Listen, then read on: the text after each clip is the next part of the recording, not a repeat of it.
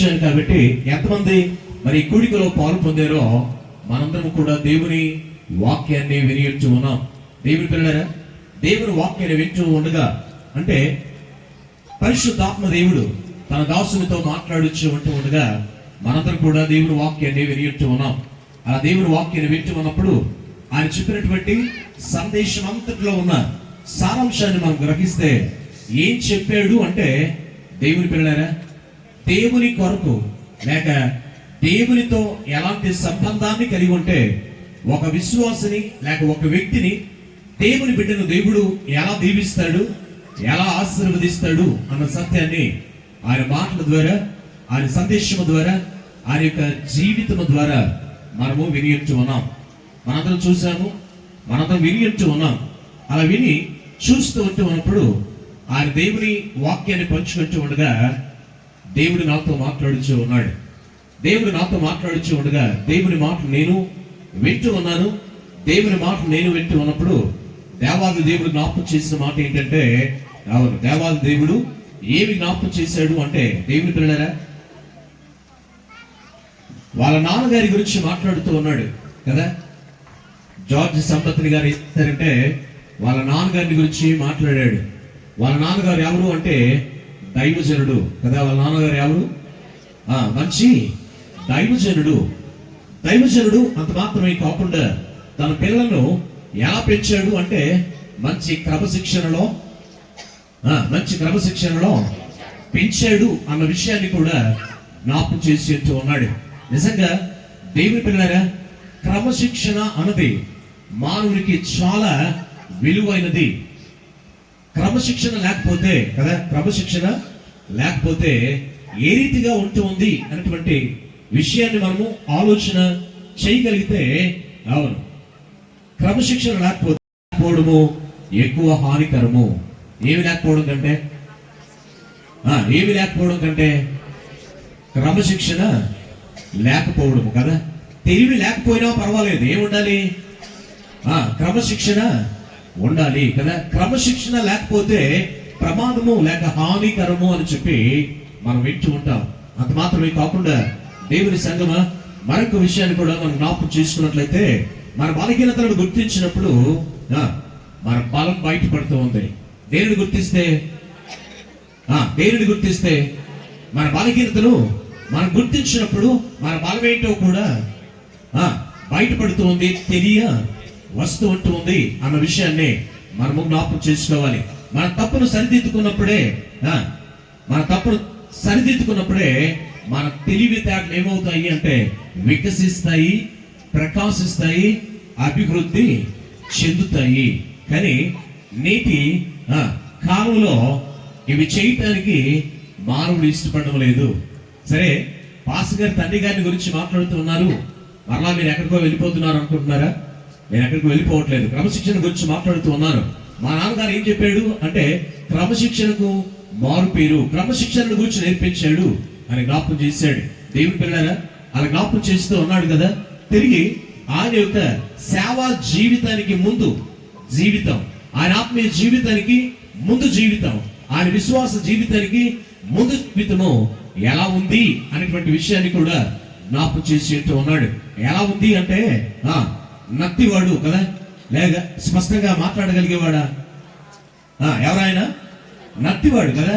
రాత్రి వాక్యం చెప్పిన దేవుని సేవకుడు ఎవరు అంటే నత్తివాడు, సరిగా మాట్లాడలేనటువంటి వాడు అని చెప్పి ఆయనే జ్ఞాపకం చేశాడు. ఇంకా చెప్పుకొచ్చాడు కదా, ఎంత నత్తివాడు ముందు ఎక్కడ ప్రిపేర్ చేసుకోవాలని చెప్పాడు? మైండ్ లో ప్రిపేర్ చేసుకొని దానిని బయటికి మాట్లాడేవాడు లేక బయటికి పలికేటువంటి వాణ్ణి అని జ్ఞాపకం చేశాడు. దేవుని పిల్లలారా, ఇలా జ్ఞాపకం చేస్తూ ఉంటే దేవుడు నాతో మాట్లాడుచూ ఉన్నాడు అని మీ దృష్టి నేను తీసుకుని వస్తూ ఉన్నాను. ఏమని మాట్లాడాడు అంటే, అవును, వేదిక మీద కూర్చున్న దైవజనుడు, ఆత్మీయ తండ్రి గారు, మా నాన్నగారు జీవరత్నమయ్య గారు కూడా ఎవరు అంటే క్రమశిక్షణకు మారు పేరు. ఎవరు ఉన్నారు అందరు ఇక్కడే? క్రమశిక్షణకు మారు పేరు, క్రమశిక్షణకే మారు పేరు. అలా క్రమశిక్షణకు మారు పేరు. ఎంత క్రమశిక్షణకు మారు పేరు అంటే దేవుని పిల్లలారా, చాలా సందర్భాలలో నేను మీ దృష్టికి తీసుకుని వచ్చి అంటూ ఉన్నాను, మన ఆత్మీయ తండ్రి గారు, మా నాన్నగారు ఎంత క్రమశిక్షణకు మారు పేరు అంటే జీవానందం పాస్టర్ గారు, కృపానందం పాస్టర్ గారు. మేమిరువురం కూడా చిన్న పిల్లలుగా ఉన్నప్పుడు ఆయన 2-3 తరగతి మేము చదువుతూ ఉన్న టైంలోనే మా చేత ఏం చదివించాడు అంటే పరిశుద్ధ గ్రంథాన్ని చదివించాడు. 2-3 తరగతి చదువుతూ ఉన్న సమయంలోనే పరిశుద్ధ గ్రంథాన్ని చదివించాడు. ఎలా చదివించేవాడు అంటే ఇలాగే చక్కగా చేయి వేసుకుని కూర్చునేవాడు. ఒక చక్కని బెత్తం చేత పెట్టుకునేటువంటి వాడు. బెత్తం చేత పెట్టుకుని ఏం చేయాలి అంటే మేము ఏడుస్తూ ఉన్నా పర్వాలేదు, ఏం చేయాలి, మేము ఏడ్చినా పర్వాలేదు, ఏడ్చుకుంటైనా సరే ఆయన అప్ప చెప్పినటువంటి దాన్ని మేమేం చేయాలి అంటే తిరిగి ఆయనకు చెప్పే వారంగా ఉండాలి. దేవుని పిల్లగా నిజంగా ఇప్పటికి నాకు ఆశ్చర్యం. ఏం ఆశ్చర్యము అంటే గుణితాలు పలకడానికి చాలా మందికి నోరు తరగదు కదా, కానీ ఆయన ఎంత చక్కగా పలికిస్తాడు, ఎంత అద్భుతంగా పలికిస్తాడు అంటే చాలా అద్భుతంగా పలికించగలుగుతాడు. అందుకే ఈరోజు ఇంత స్పష్టంగా మాట్లాడగలుగుతూ ఉన్నాము. దానికి గల కారణము ఏమిటి అని చెప్పి ఆలోచన చేయగలిగితే ఆయన చిన్నతనం నుండి నేర్పించిన